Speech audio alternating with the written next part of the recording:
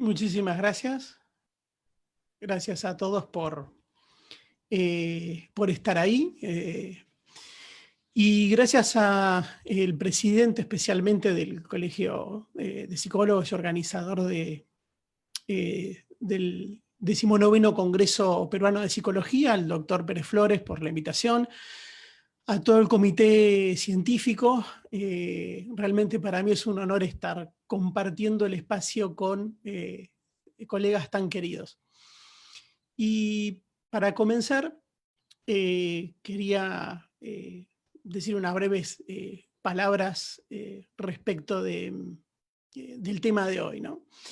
En primer lugar, me presento, mi nombre es Ricardo Rodríguez Biglieri, soy doctor en salud mental por la Universidad de Buenos Aires, tengo un máster también en trastornos emocionales de la Universidad de Valencia, en España, y me dedico principalmente a trabajar, ya desde hace muchos años, con trastornos emocionales en el Instituto de Terapia Cognitiva Conductual. Gran parte de lo que vamos a charlar hoy, a hablar un poco sobre lo que es la telepsicoterapia, de algunas reflexiones que vamos a compartir, salen también de lo que vivenciamos en el trabajo día a día en el instituto a partir de que se produjo la pandemia de COVID-19. Les comento que tienen el email ahí en pantalla también por las dudas tengan alguna pregunta que no podamos evacuar hoy durante la presentación. Dicho todo esto y agradeciéndoles que estén ahí, comienzo un poquito con la presentación en sí. Y comparto los ejes temáticos. Vamos a tratar de desarrollar la presentación siguiendo 4 ejes o 4 puntos. En primer lugar, voy a tratar de abordar un poquito qué es la telepsicología, brindando una definición y haciendo un recorrido histórico súper breve, muy conciso y en donde puntualizo de manera muy subjetiva lo que me parecen son hitos en el desarrollo de la telepsicología. Obviamente es un recorte, dado el tiempo limitado y no tiene que verse como un recorrido histórico exhaustivo de lo que es la telepsicología, pero sí me interesa delinear un poco qué es y marcar algunos hitos, sobre todo también para que reflexionemos un poco sobre lo que se puede venir dentro de los siguientes años, de las siguientes décadas, respecto del impacto que tiene el uso de la tecnología en la psicoterapia. Acto seguido vamos a hablar un poquito sobre el impacto que tiene la pandemia sobre la psicoterapia, es decir, los cambios que introdujo en la manera en que nosotros solíamos trabajar con los pacientes. Vamos a abordar luego algunas recomendaciones prácticas para tratar de adaptar la psicoterapia al marco actual, ¿no? de pandemia. Van a ser tips prácticos que trato de compartir con ustedes. Algunos son frutos de la experiencia nuestra, como les decía, de trabajo en la institución, y otros son provenientes de la investigación, algo mucho más rico, provenientes de la investigación en el marco de la telepsicología. Y por último, voy a tratar de brindarles algunos tips y recomendaciones sobre el autocuidado del terapeuta, es decir, algunas acciones que podemos emprender los terapeutas para cuidarnos también a nosotros mismos, ya que la pandemia tiene impacto en toda la población, nosotros somos parte de la población, y estamos demandados por atención, estamos siempre con una sobrecarga últimamente de trabajo, y es muy necesario que empleemos conductas que nos resguarden nuestra salud para precisamente poder seguir ayudando de la mejor manera a quienes nos solicitan ayuda. Para comenzar con este recorrido que va a ser breve de la parte histórica, allá por el año 2013, la Asociación de Psicología Americana brindó una definición de qué es telepsicología y la definió como la prestación de servicios psicológicos empleando tecnologías de la información y telecomunicación. Fíjense que es una definición muy amplia porque engloba no solo el que nosotros suministremos psicoterapia, engloba cualquier tipo de tarea que un psicólogo haga a través de estos medios. Es decir, que una evaluación psicológica, la toma de test, el suministrar información, las tareas psicoeducativas que se puedan realizar a través de este medio también forman parte de lo que llamamos telepsicología. Y esta prestación de servicios puede darse de manera exclusivamente, o a través de medios tecnológicos, o también puede ser complementaria a los métodos tradicionales cara a cara. De hecho, es una modalidad que había, previo a la pandemia, cobrado bastante fuerza. Es decir, que una parte de lo que era un servicio psicológico se brindara a través de algún recurso tecnológico en un paciente, mientras que otra parte del mismo servicio con el mismo paciente se hacía rutinariamente en las entrevistas cara a cara, en las sesiones cara a cara, tipo cotidianas que manteníamos siempre. Puede llevarse esta prestación de servicios a través de distintos dispositivos. Hoy en día son muy comunes los teléfonos móviles, con lo cual una gran masa de este tipo de servicios se realiza a través de los celulares, de las PCs, de videoconferencias a través de distintas plataformas que brindan servicios de streaming. También a través de correo electrónico, determinados sitios y plataformas de autoayuda, blogs, redes sociales, etc. Y este tipo de servicio también puede tener como característica que sea sincrónico o asincrónico. Cuando hablamos de sincrónico es cuando nosotros estamos en vivo, de manera online conectados, ¿sí?, con quien está recibiendo el servicio. Por ejemplo, si hacemos psicoterapia con el paciente.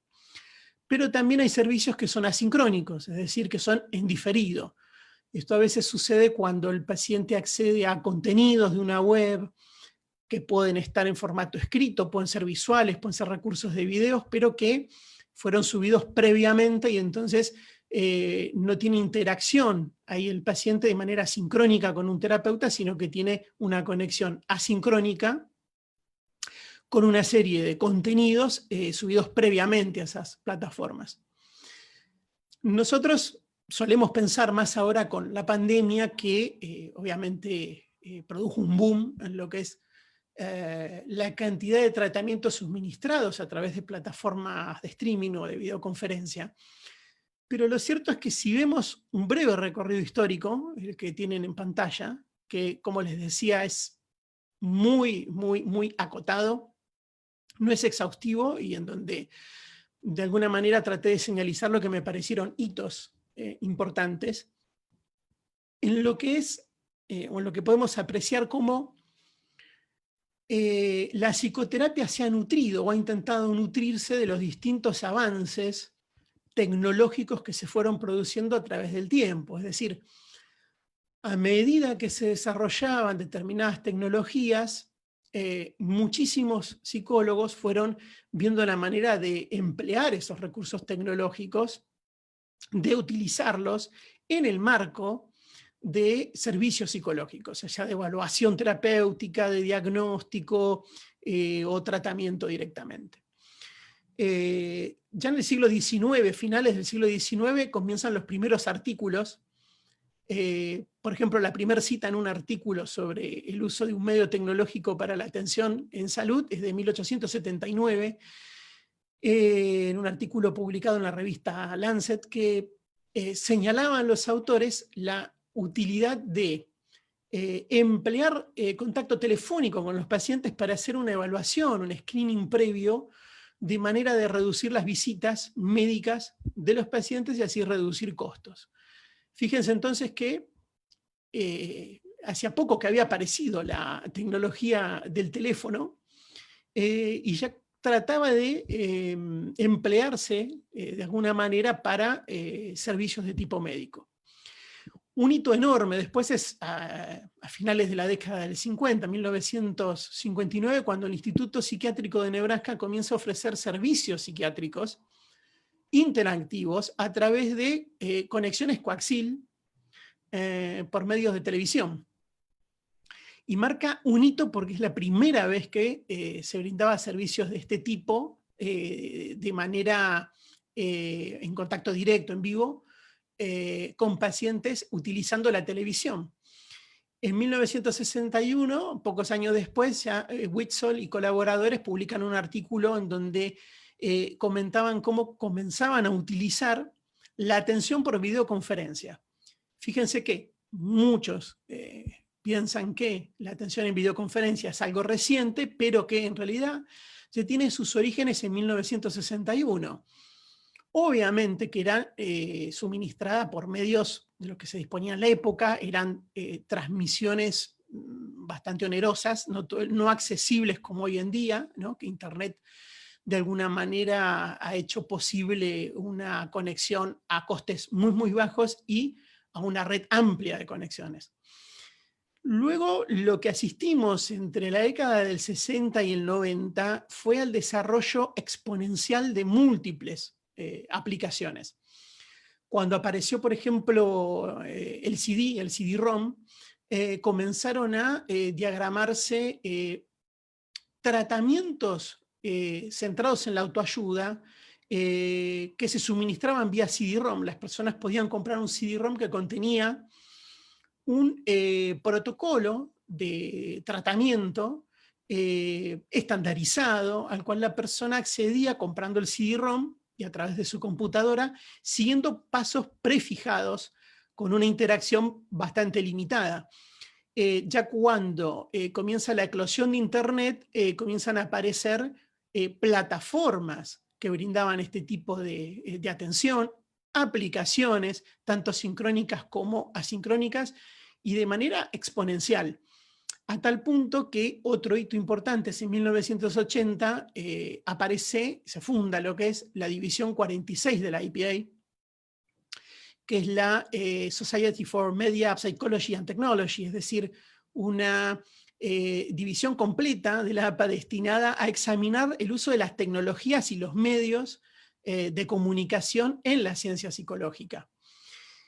Y del 90 a la actualidad, y marco este mismo año, el 2020, en donde hubo un hito mayor, no muy difundido dentro del ámbito de la psicología, porque obviamente la noticia de mayor impacto fue la pandemia, ¿no? Pero a partir de los 90 comenzaron a desarrollarse ya en cascada, de manera increíble, no diría cientos, sino miles de aplicaciones que pueden utilizarse como recursos para el tratamiento de un paciente, ¿no? Aplicaciones en formato para Android, para sistemas de Apple, para que el paciente monitore su estado de ánimo, para que lleve registros diarios de pensamiento, etc. Es decir, una parafernalia de recursos que complementaban los tratamientos. Comienzan a aparecer el uso de chatbots, es decir, de programas soft que emulan la comunicación a través de chat y permiten de esta manera que muchas personas dialoguen, entre comillas, con el chatbot y puedan este chatbot recopilar datos respecto de variables importantes para un terapeuta y pueda también empezar a suministrar recomendaciones de actuación, guías de conducta. Esto estaba, en la actualidad, digamos, hay realmente una eclosión. Hay muchos estudios importantísimos sobre el uso de chatbots como herramienta para la psicoterapia. Y en 2020, ¿qué sucedió? Aparece por las siglas el GPT-3. Es todo un hito, porque es un modelo de lenguaje autorregresivo creado por una empresa de inteligencia artificial, que es un sistema de aprendizaje profundo, que lo que permite es desarrollar texto, emular una redacción de texto, como si fuese un ser humano quien lo redacta. Y la novedad es que ha sido tan importante esta versión, que es la tercera de este soft, que tiene cerca de 175.000 millones de parámetros de aprendizaje automatizado, es decir, es una de los desarrollos de inteligencia artificial más importantes del momento. Ha sido tan importante porque permite, a través de unos parámetros, que el mismo sistema aprenda cómo redactar oraciones, textos, incluso artículos completos, que resultan muy difíciles de discernir si han sido escritos por un ser humano o por esta inteligencia artificial. De hecho, armó tanto revuelo la aparición, que al principio era una aplicación gratuita, que después se hizo de pago porque realmente, dado parámetros iniciales que uno puede cargar en la aplicación, es tanta la riqueza de texto que puede generar que puede utilizarse para generar fake news, noticias falsas redactadas en un lenguaje que nadie podría pensar que fue hecho por una inteligencia artificial. ¿Por qué es importante? Este sistema que salió en 2020 duplica la capacidad de procesamiento del sistema del año anterior, del 2019. Con lo cual, realmente lo que podemos predecir es que en los años que siguen, la inteligencia artificial realmente va a tener una capacidad increíble y va a poder ser utilizada, creo que ampliamente, no sospechamos los límites que pueda tener en cuanto a lo mejor la producción de chatbots cada vez que parezcan más realistas, más humanos, muy útiles también para lo que es todo el screening primario, básico, de detección de patologías. Hoy parece ciencia ficción, pero creo que es lo que se viene lentamente.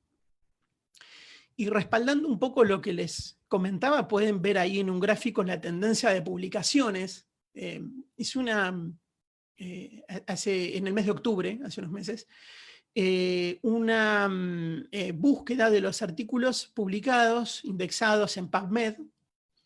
La búsqueda contenía las palabras terapia cognitiva conductual basada en Internet, y arrojó los números que ustedes ven. Los números son artículos publicados en cada uno de esos años, entre 1999 hasta 2020. 2020, como verán, hubo un descenso, obviamente, entre otras cosas, porque la pandemia produjo que todos nosotros trabajáramos durante un tiempo mucho menos producto de la cuarentena. Pero, de todas maneras, lo que se puede ver es una línea creciente. Si trazamos la pendiente de este gráfico, vemos que cada vez se venían utilizando más y había más investigaciones y publicaciones sobre cómo implementar la TCC utilizando dispositivos basados en Internet. Y esto venía pasando previo a la pandemia, ¿no? Datos también pre-pandemia. En un estudio que publicó la Organización Mundial de la Salud en 2019, planteaba, que estimaba, ¿no?, una cifra que estimaba la organización, que cerca de 34 millones de personas padecían de trastornos depresivos y no recibían tratamiento en el mundo.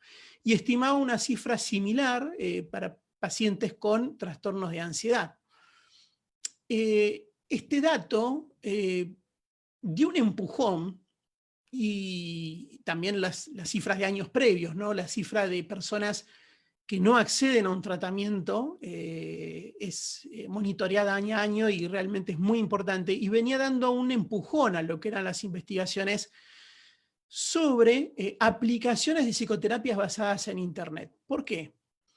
Porque lo que podíamos intuir es que había numerosas ventajas a la hora de implementar este tipo de estrategias, dado que podíamos llegar con este tipo de tecnologías a más personas y de esta manera llegar a muchas de estas personas que no estaban recibiendo el tratamiento adecuado.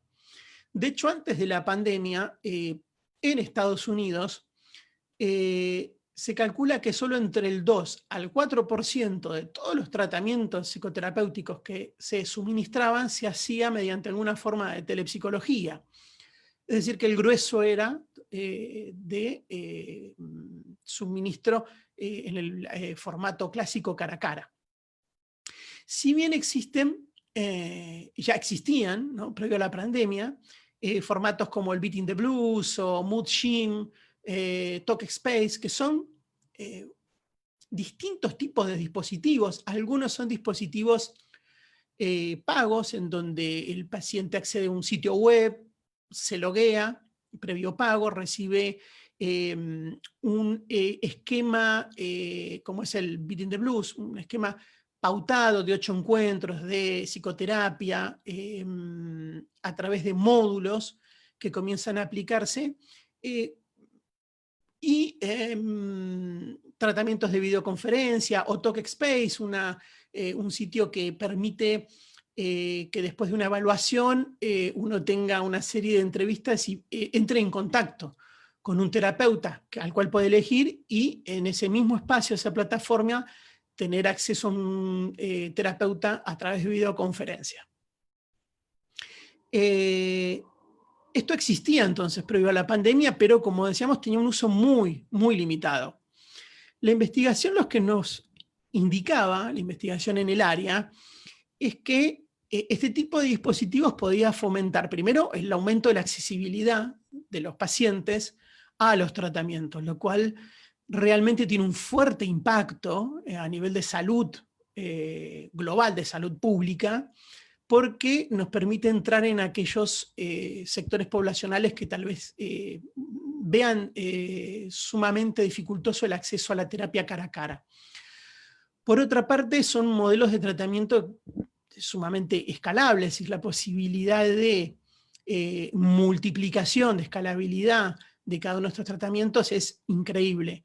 Por otro lado, se ha examinado su preferencia, y hay muchos artículos e investigaciones que señalan que son muy bien aceptados e incluso pueden ser tratamientos de preferencia, sobre todo para aquellas personas sub 35, es decir, menores a 35 años que están,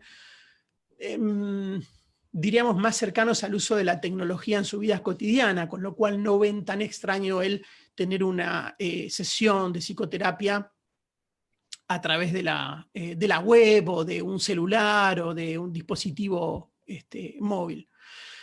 Por otro lado, lo que la investigación arrojó también es que todos estos sistemas de telepsicología eran eficaces, pero eran más eficaces cuando cuentan con una guía de terapeuta, es decir, son más eficaces los dispositivos en donde también hay una interacción con el terapeuta, que en aquellos modelos en donde lo que hace meramente un paciente es interactuar de manera más o menos rígida con una serie de contenidos, pero no tiene feedback de un terapeuta.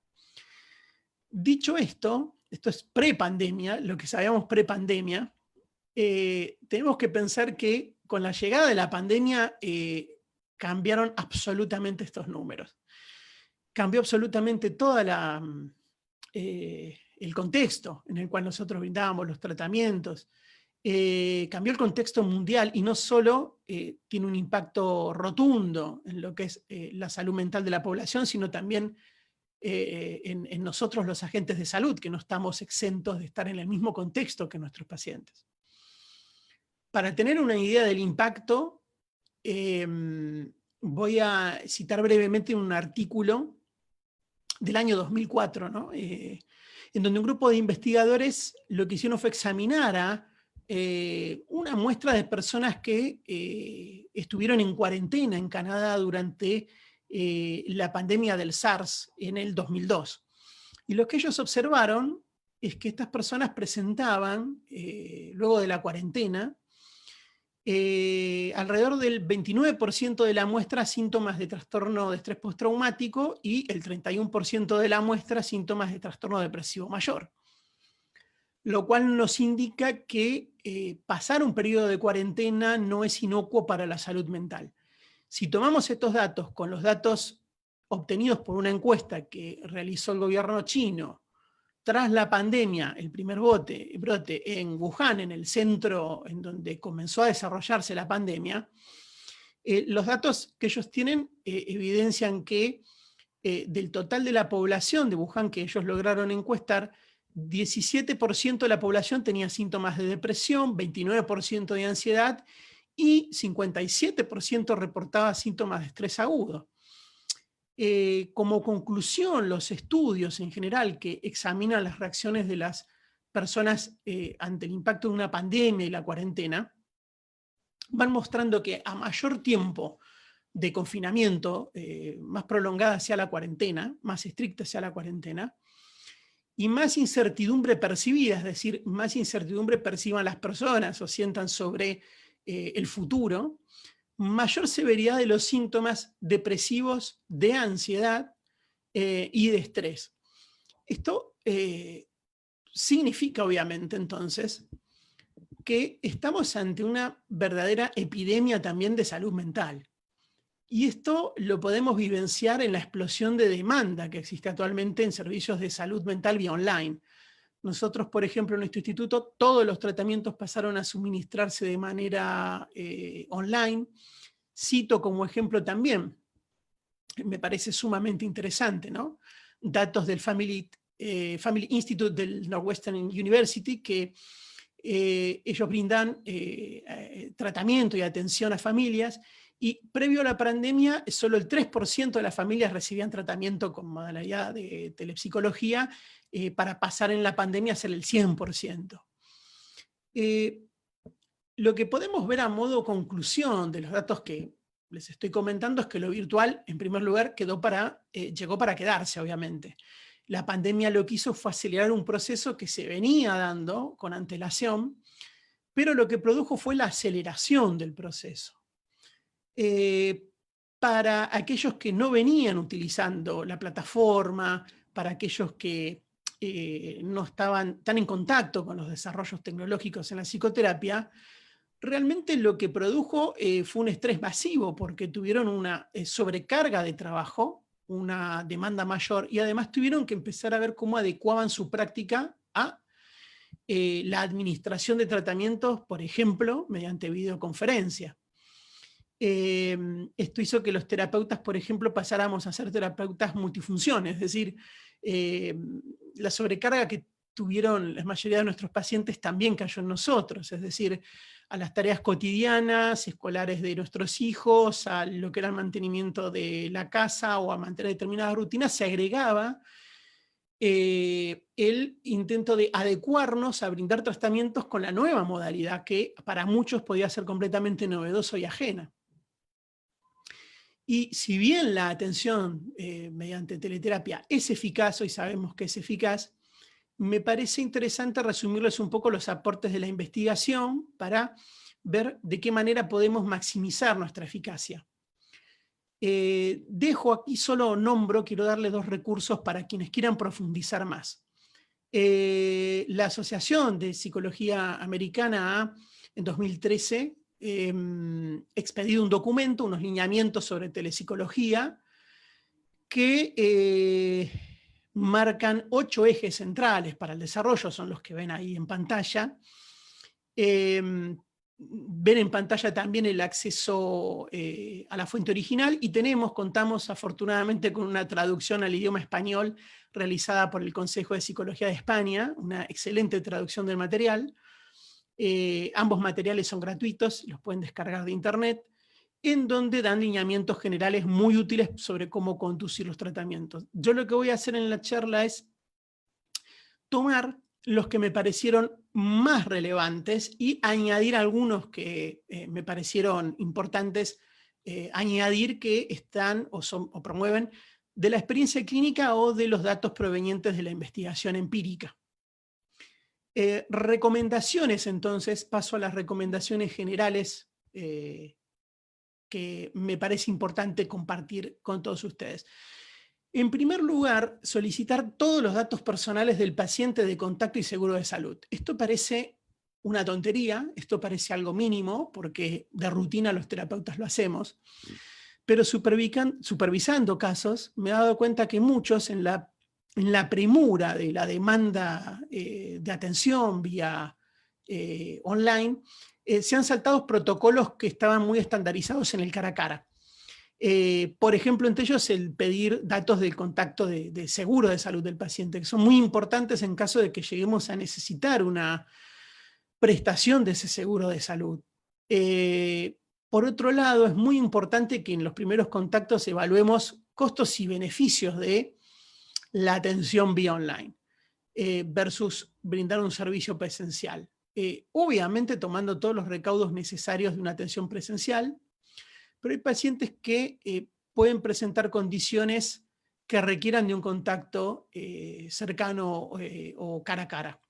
Pacientes con depresiones muy inhibidas o que puedan presentar algún tipo de riesgo para su salud, más allá de que evaluemos en esos casos la posibilidad de derivación o internación, la modalidad de tratamiento va a requerir tal vez que pensemos en si realmente es útil una modalidad a distancia con esos pacientes. Ni hablar de pacientes que presentan otras condiciones muy crónicas. Me ha tocado el caso de supervisar a veces pacientes con condiciones crónicas o cuadros, trastornos del espectro autista, que realmente es muy, muy, muy difícil el pensar el brindar un servicio óptimo en modalidades solamente o exclusivamente de manera online. Y es muy importante entonces hacer esa evaluación y contar con medios de derivación y a la hora de ver las posibles derivaciones, ver si tenemos contactos en la zona en la que reside el paciente. Tal vez el paciente no reside en la zona en donde nosotros vivimos, en donde estamos, y es prudente que nosotros tengamos una red en la zona en donde vive el paciente o que tengamos los contactos de su seguro. ¿Para qué? En caso de que ante una emergencia necesitemos convocar a esos recursos para la atención del paciente. Un dato hiperimportante es analizar lo interjurisdiccional, que tiene que ver con la legislación vigente. Por ejemplo, si estamos trabajando con un paciente que vive en otro país, es importante conocer esa legislación porque distintos países tienen distintas legislaciones sobre las responsabilidades que hay en la administración de psicoterapia. Nosotros podemos creer que cuando estamos trabajando, por ejemplo, con un paciente radicado en Estados Unidos y nosotros estamos en Latinoamérica, la legislación que rige es la de nuestro país, en caso de existir algún inconveniente. No obstante, cada país tiene una legislación diferente al respecto. Algunos ni siquiera tienen legislación porque están comenzando a haber proyectos, hay un vacío legal en muchos países respecto de las responsabilidades jurídicas en la administración de psicoterapia vía online. Es muy importante disponer entonces de esa red para realizar interconsultas o las derivaciones pertinentes en caso de ser necesarias. No olviden pedir el consentimiento informado, que puede ser por escrito a través de un medio electrónico en donde el paciente lo firma, si tiene firma electrónica, como para garantizar que nosotros seguimos el protocolo que es usual en el formato cara a cara, también de manera online. Importante la clarificación de objetivos y hablar abiertamente de las expectativas, porque muchos pacientes tienen como expectativa el no sentir más estrés o reinsertarse plenamente a sus actividades como lo hacían previo a la pandemia. Y hay que hablar de estas expectativas porque es completamente, hay muchísimas reacciones que son completamente normales, reacciones del estrés obvias y legítimas, producto de la situación que vivimos, producto de la contingencia. Y en ese momento es útil hablar entonces de las expectativas que se tienen del tratamiento para generar alianza terapéutica. Y es muy importante hablar del encuadre. En ese sentido, ahora vamos a profundizar un poco más sobre el encuadre terapéutico. Desde ya, si vamos a utilizar una plataforma, un soft, es necesario que empleemos una plataforma que en sus lineamientos nos garantice que emplea alguna forma de encriptación o de protección de datos del paciente.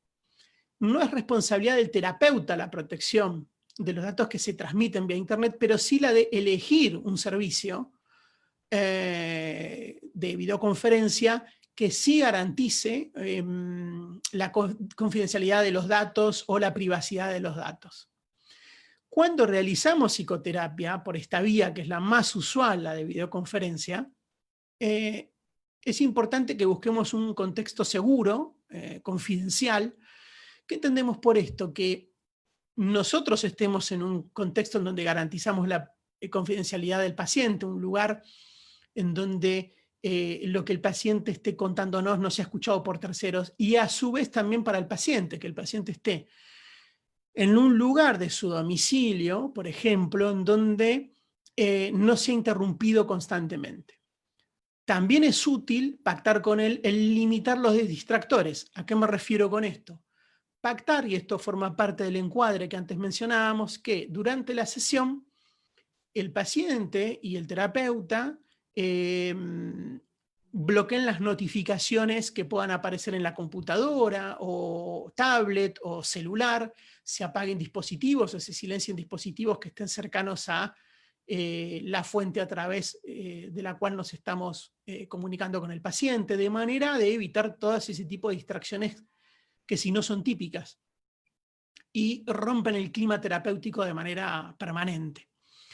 También es útil pactar con el paciente una palabra, una frase, que sea una clave, que el paciente puede utilizar y que nosotros al escucharla entendemos de inmediato que significa que se ha quebrado la privacidad o que la información que se transmita ya no va a ser confidencial, tal vez porque haya terceros escuchando y entonces nosotros podemos hacer la salvedad ahí en la comunicación.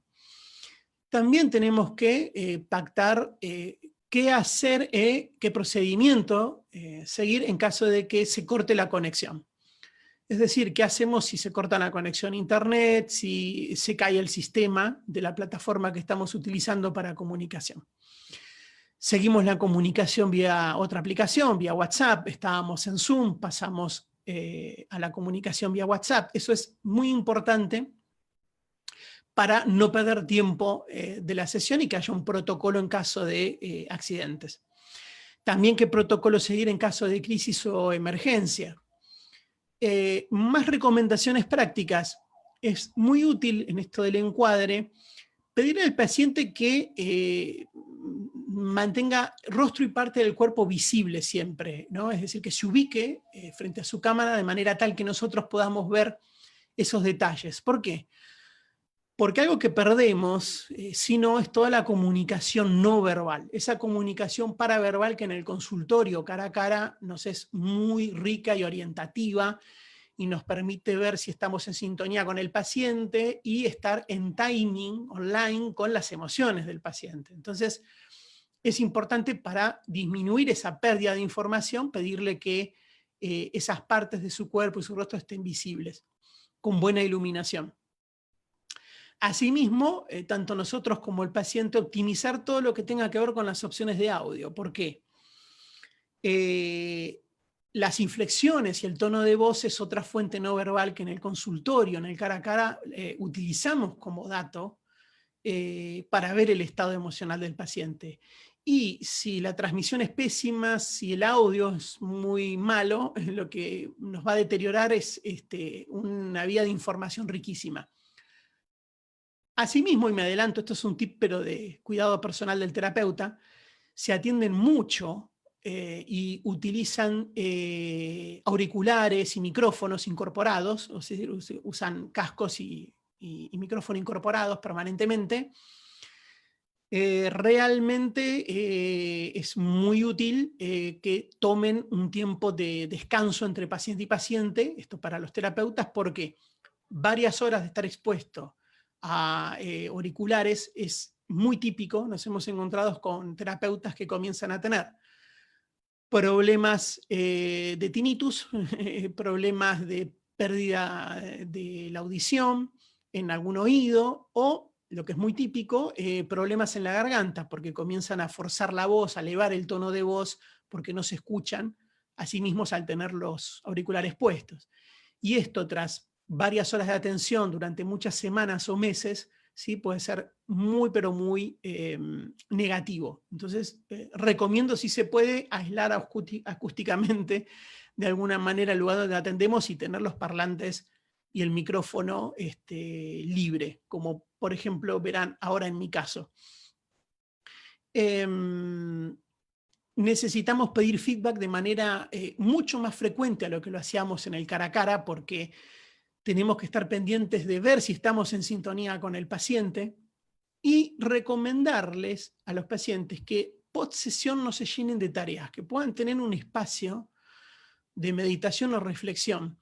Esto en el cara a cara era lógico, porque el paciente salía de nuestro consultorio y tenía un tiempo, un trayecto hasta que volvía a su trabajo o a otra actividad o a su casa, y muchas veces durante ese periodo iba analizando, reflexionando sobre lo que sucedió en la sesión, y se ha perdido si el paciente está en su casa, sale de la sesión y vuelve a la rutina cotidiana en su domicilio, o vuelve a las tareas que tiene si hace home office.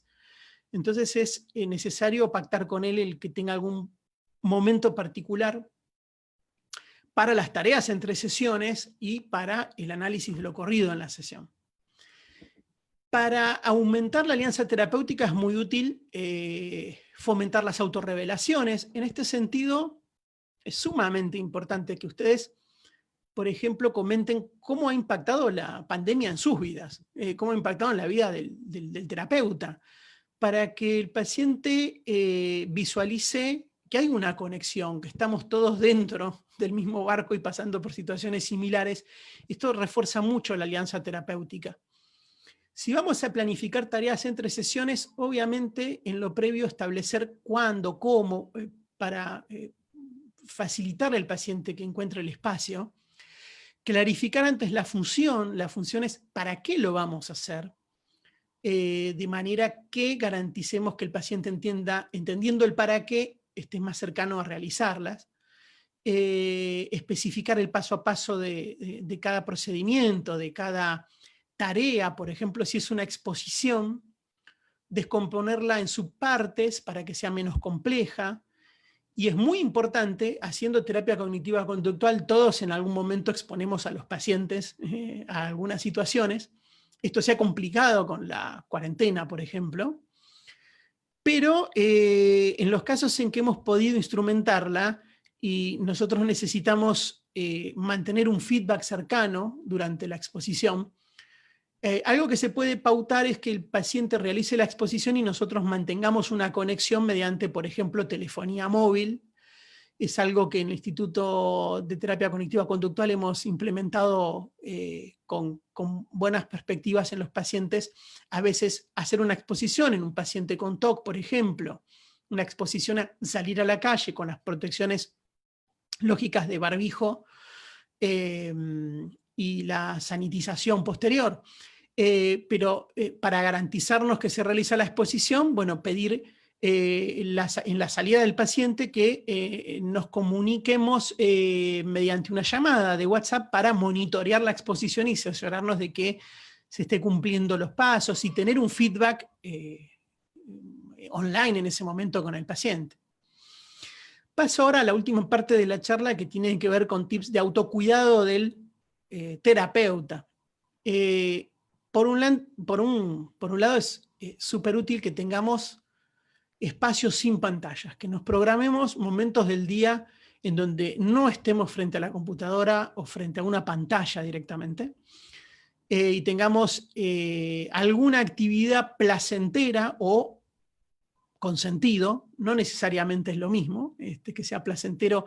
Algo puede tener sentido y no ser placentero. Una actividad placentera o con sentido, es decir, guiada por nuestros valores, que no tenga que ver con el uso de pantallas, de manera de no estar conectado 100% del día con pantallas o tecnología.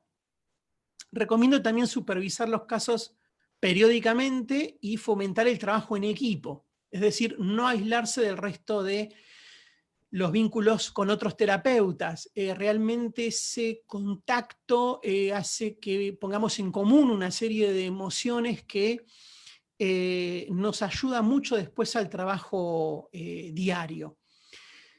Y es importante, ya acá dando cierre a la exposición, también recordar que no estamos haciendo home office para nada, sino que estamos tratando de trabajar en el medio de una crisis sanitaria mundial. Agrego una crisis sanitaria y económica y en otros índoles, una crisis mundial directamente. Hubo un primer momento en donde se romantizó, hubo personas que romantizaron la cuarentena, por ejemplo, planteando que tenía solo connotaciones positivas y el romanticismo de trabajar en casa tranquilamente. No es así. Nosotros estamos tratando de hacer lo que podemos, lo mejor que podemos en un contexto de una crisis sanitaria mundial. Y por último, querías transmitirles como tips de autocuidado, que así como tratamos de trabajar con el paciente en que aumente su aceptación y su compasión para con sí mismo, también esto es aplicable para la figura del terapeuta. Si nosotros aceptamos aquello que no podemos controlar y fomentamos la autocompasión también, nos estamos cuidando a nosotros mismos, lo cual es la condición necesaria para que también podamos cuidar a terceros. No existe un terapeuta que pueda cuidar o brindar una atención plena si no cuida a sí mismo de su salud. Así que aceptación y compasión son dos habilidades, me parece, necesarias para que todo terapeuta también desarrolle para sí mismo. Dicho esto, les agradezco la atención dispensada. Muchísimas gracias a todos por participar. Dudas o preguntas, tienen ahí el email de contacto, serán más que bienvenidas. Muchísimas gracias.